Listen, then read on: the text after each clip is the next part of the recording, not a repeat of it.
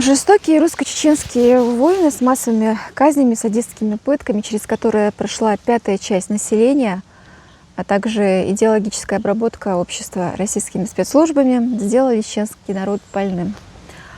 В больном обществе существует поведение, которое деформирует, подавляет и поглощает личность. В нем нет смысла и правил, только шаблоны, ограничения и запреты. В нем все нельзя. Вместо креатива, инициативы, зависимость, интеллектуальная деградация. В таком обществе люди озабочены не собой, а чужим поведением. Они считают своим долгом не развиваться, не заниматься собственной жизнью, а одергивать и исправлять других. Следить за окружающими и указывать им, как нужно жить. Или вообще не жить. Как мы часто видим в комментарии или в жизни: «Оставь тьму, подумай о вечности». Вот так вот все уверенно толпой собрались в вечность. В рай, не видя вокруг ничего, бегут по головам в сторону рая. Ты со стороны смотришь, точно знаешь, что кому, но им-то он не светит, с их присутствием любое место превратится во что-то темное. Больное общество способно поглощать личность, превращать человека в часть безликой массы. И здесь опасно выделяться, проявлять себя, быть искренним. Нужно мимикировать, соглашаться с большинством, притворяться, как все.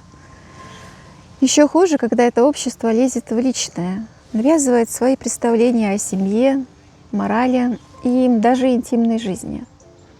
Родители, соседи и знакомые не воспитывают и не поддерживают, а следят и контролируют, словно надзиратели. Все перевернуто с ног на голову.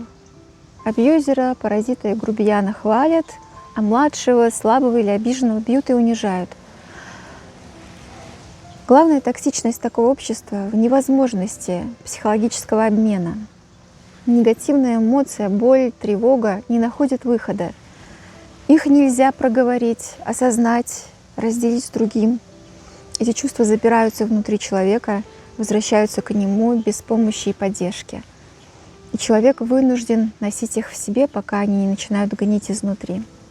Ведь в больном обществе даже страдание должно быть удобным, чтобы, не дай Бог, никому не стало некомфортно. Простыми словами, сейчас у нас дефицит по-настоящему живых людей. Те, кто действительно живут, всегда кажутся странными. Толпа не прощает радости. Она подозрительно смотрит на легкость, настораживается при виде свободы. Ее веками учили бояться, быть осторожны, выживать, подчиняться. И когда кто-то вдруг смеется, идет против течения, не прячется за осторожность, его называют безумцем. Вообще это бывает в любом обществе, когда живых людей намного меньше. Но у нас ситуация хуже из-за военных, послевоенных последствий, плюс сектантское доминирование, которое они сами считают религией. Кто в силу возраста, неопытности, а кто специально для манипуляции неокрепшими умами. Все это ситуацию сделало гораздо трагичнее. И даже если ни для кого не секрет, что российское государство принесло нам эти беды, я против того, чтобы снимать ответственность с самих себя, с народа. Российское государство исторически проявляло жесткость, беспощадность по отношению к различным народам, включая собственный. Но этот факт не может служить оправданием для коллективной пассивности, деградации и непризнания ошибок народа, в частности, многих ее руководителей, предводителей в прошлом и в настоящем. Напротив, именно понимание этой истории должно вдохновлять нас на самостоятельность, на внутреннюю дисциплину и культурное возрождение. Возьмем страны Прибалтики, которые так болезненно ушли из-под российского гнета. Но они сумели не только уйти, но и стать процветающими странами. Поэтому у нас часто наблюдается тенденция перекладывать ответственность за внутренние проблемы на внешние силы, например, только на Россию или другие государства.